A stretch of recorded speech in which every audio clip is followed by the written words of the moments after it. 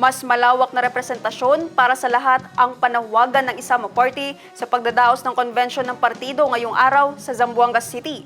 Ang news now mula kay Criza Chavez.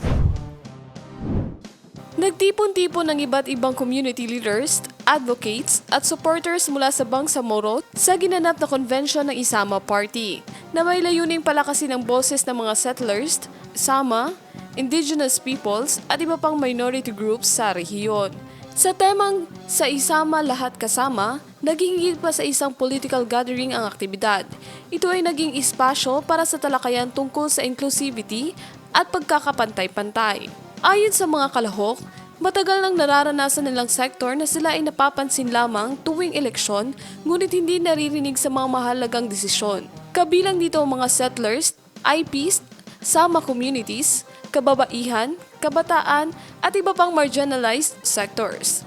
Binigyan din ng mga lider ng partido na dapat sumalamin ang Bangsamoro Parliament sa tunay na diversity, hindi lamang ang mga kapangyarihan o matagal nang may representasyon. Tinalakay rin ang sitwasyon ng mga Sama communities, lalo na ang mga nasa labas ng Tawi-Tawi. Ayon sa lider, maraming Sama sa Basilan, Sulu, Zamboanga City, Cotabato City at iba pang lugar ang nakararanas na hindi sila sapat na kinakatawan sa panahon ng Bangsamoro Transition. Iginit din ng Isama na ang self-governance ay hindi dapat magresulta sa panibagong anyo ng inklusyon. Para sa kanila, ang tunay na autonomy ay nangangahulugang walang komunidad ang maiiwan. Nagpahayag din ang partido ng suporta sa mga non-Moro IEP communities tulad ng Tiduray, Lambangian at Dulangan Manubo na patuloy na umaharap sa mga hamon sa usapin ng ancestral land rights, edukasyon at patas na partisipasyon sa politika.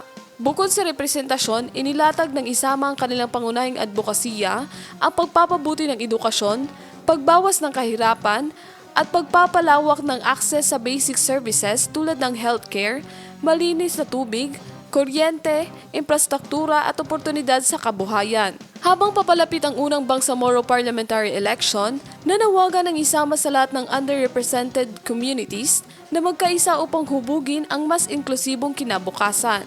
Mula sa isla hanggang mainland, mula sa ancestral lands hanggang urban communities, iisa ang mensahe ng Isama.